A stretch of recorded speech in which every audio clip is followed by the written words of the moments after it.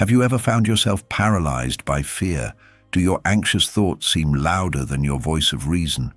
What if fear isn't your enemy, but your teacher?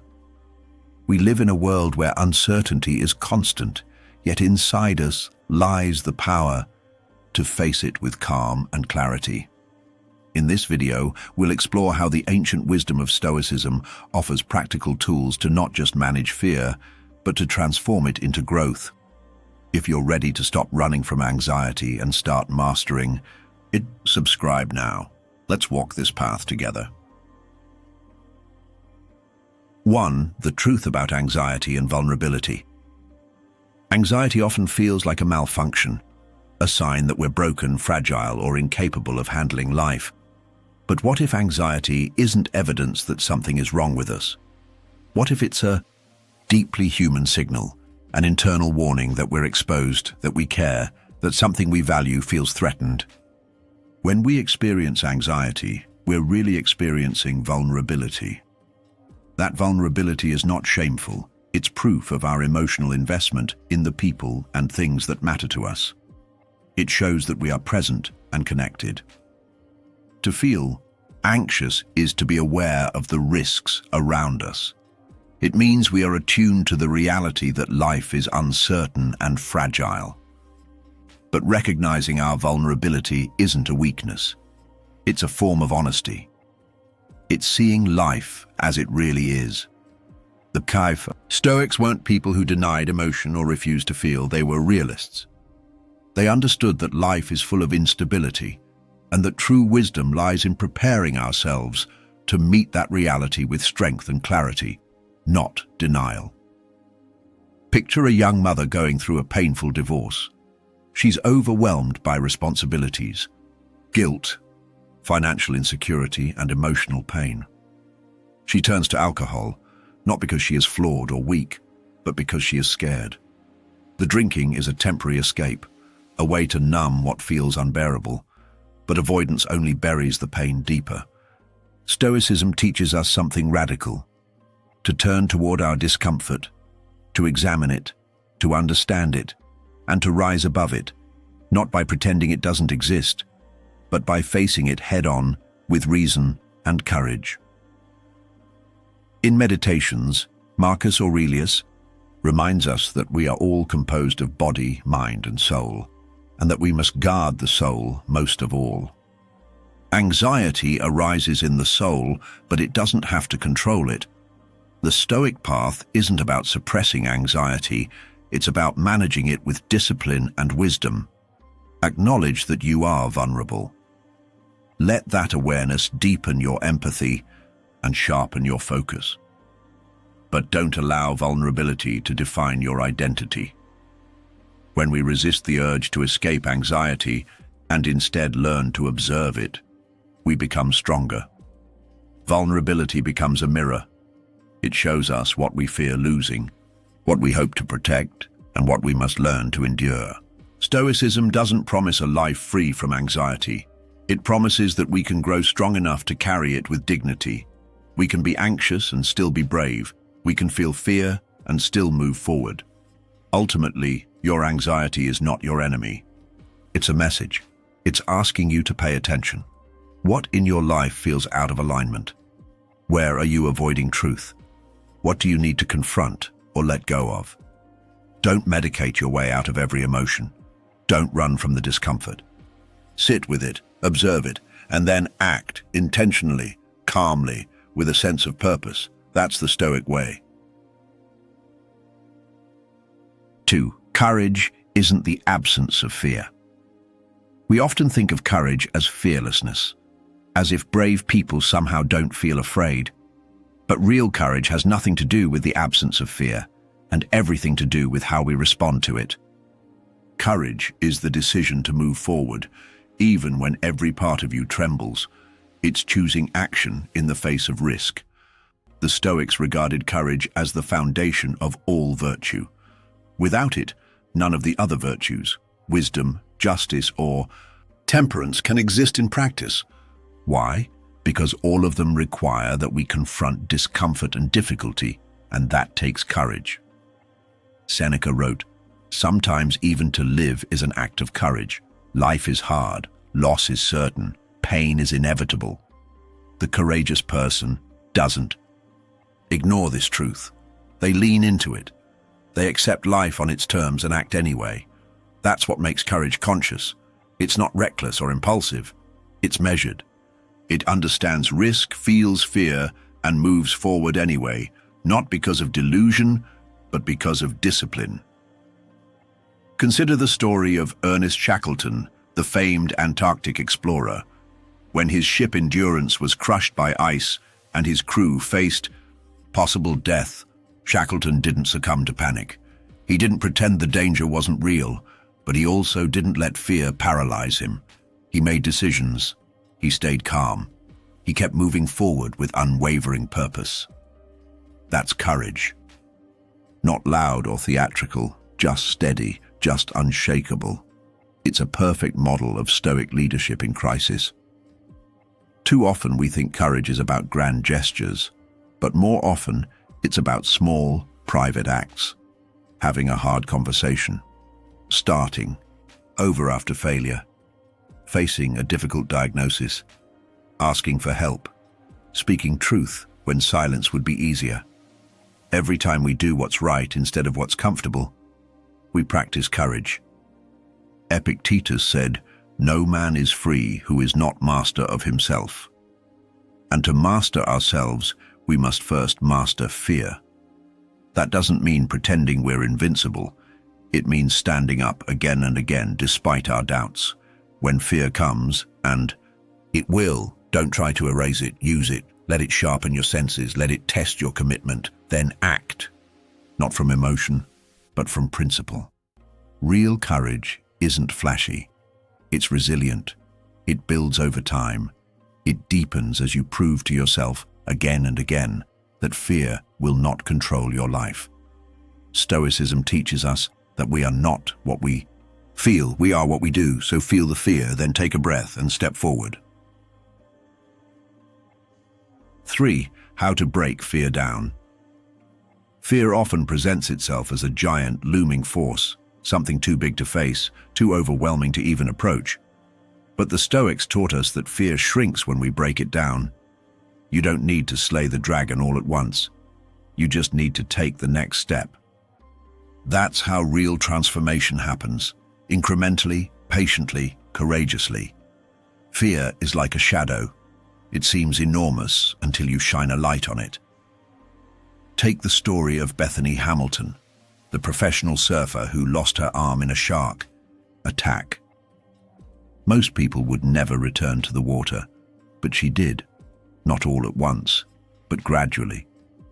She faced her fear step by step, first watching the ocean from the shore, then paddling out, then catching small waves.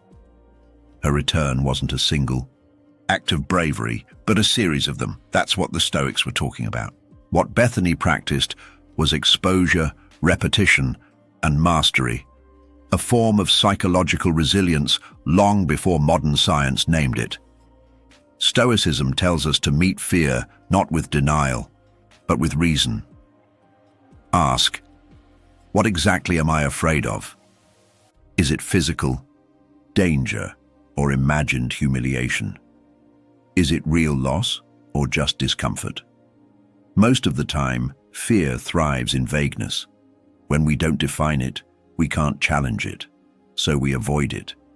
But when we name it, study it, and engage it step by step, we strip away its power. Marcus Aurelius advised himself in Meditations, if you are distressed by anything external, the pain is not due to the thing itself, but to your estimate of it. Our minds exaggerate. We catastrophize. But the Stoic method is to pause, clarify, and confront. When you feel fear, ask, what can I control right now? What small step can I take that moves me forward? That's how you regain your power, not by being fearless, but by being focused. Courage doesn't mean diving headfirst into panic. It means entering the water slowly, letting your body adjust, building confidence through action. Over time, what once felt impossible becomes familiar. And that's the heart of Stoic strength, Not avoidance, not aggression, but slow mastery. Fear is a teacher, but only if you're willing to face it. Breaking fear down is not weakness, it's strategy. You don't overcome everything at once, you chip away at it, you return to the task with calm and discipline. You let courage guide your steps, and soon fear no longer blocks your path. It becomes part of your journey. It becomes something you've tamed. That's what Stoicism offers, not an escape from fear, but a way to face it with wisdom, patience, and unbreakable resolve. 4. Turning pain into power. What if the pain you feel right now isn't a curse but a catalyst? What if every hardship you've endured wasn't meant to break you, but to shape you into someone stronger, wiser, more resilient?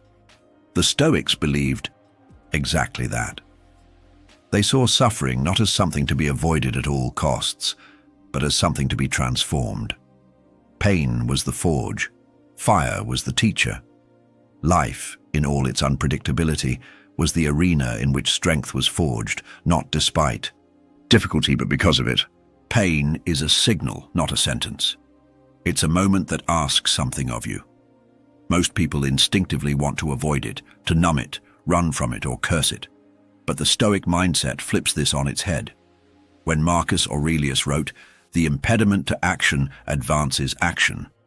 What stands in the way becomes the way." He was speaking to this truth. Obstacles aren't detours.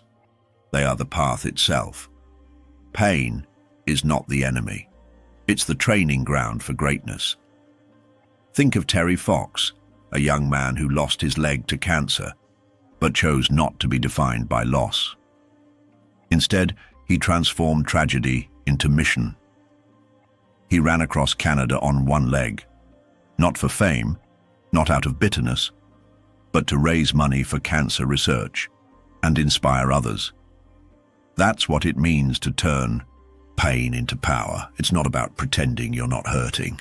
It's about refusing to let the pain have the final word. Adversity introduces us to parts of ourselves we didn't know existed. It strips away the surface and reveals what lies underneath. When life presses you, what comes out? Complaints, defeat, or courage, focus, and determination? The Stoic doesn't waste time asking, "Why me?" Instead, they ask, "What now?" They understand that growth isn't always graceful.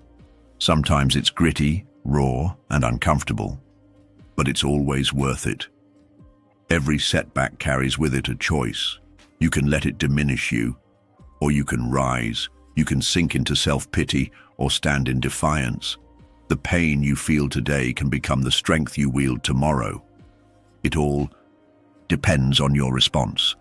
And response, unlike circumstances, is always within your control. Viktor Frankl, a Holocaust survivor and psychiatrist, once said, "Between stimulus and response, there is a space. In that space is our power to choose, our response. In our response lies our growth and our freedom." That's Stoicism in motion. You were not made to live a pain-free life. You were made to endure, to overcome, and to be tempered by trial. So when hardship visits you, and it will, don't flinch, don't hide, stand tall. Look it in the eye and say, "This is the moment I was made for." Because you're not weak for feeling pain. You're powerful when you turn it into fuel. You're courageous when you rise from it. And you're wise when you learn from it. Pain is not the end of the story. It's the beginning of your transformation. Use it. Grow through it. Let it remind you of what matters, of what you're capable of, and of who you are becoming. That's the Stoic way, not denial, not avoidance, but alchemy. Taking the worst life throws at you and turning it into the best version of yourself. 5. Bringing Stoicism into everyday life. So how do we take Stoicism from something we read about and make it something we live by? The answer isn't complicated. It begins in the smallest decisions. What we say to ourselves in the morning, how we react to frustration, where we put our focus when things go wrong. Stoicism is not a philosophy for ivory towers. It's a philosophy for kitchens, offices, streets, and stormy moments. It lives in the quiet discipline of ordinary life. Start small. You don't have to overhaul your personality overnight. Begin with reflection. Think about the times you showed resilience, the times you didn't give up, even when it was easier to quit. Write them down. Let those memories remind you. You've faced hardship before, and you're still here. That's evidence. That's proof. And it's the foundation of strength. Confidence isn't about ego. It's about evidence, and your past is filled with it. Then practice premeditatio malorum, the Stoic exercise of imagining possible setbacks, not to fill yourself with dread, but to prepare your mind for challenges. Picture what could go wrong, the missed flight, the failed project, the argument with a friend, and then rehearse your response, not in panic, but in poise. The goal is not fear, but readiness. It's not anxiety, it's armor. You train your mind for reality so you're not blindsided by it. Most importantly, focus on what you can control. That one principle alone can change your entire life. You can't control the market, but you can control your habits.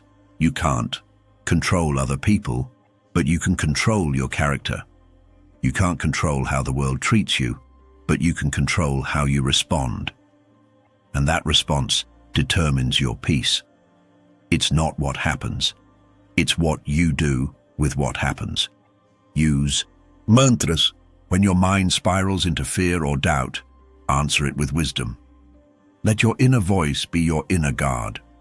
When anxiety whispers, "You're not enough," reply with strength. "I've faced worse. I can face this." That's not arrogance. It's resilience. It's not denial, it's remembrance. You've survived dark nights. You've rebuilt from ruins. Why doubt yourself now?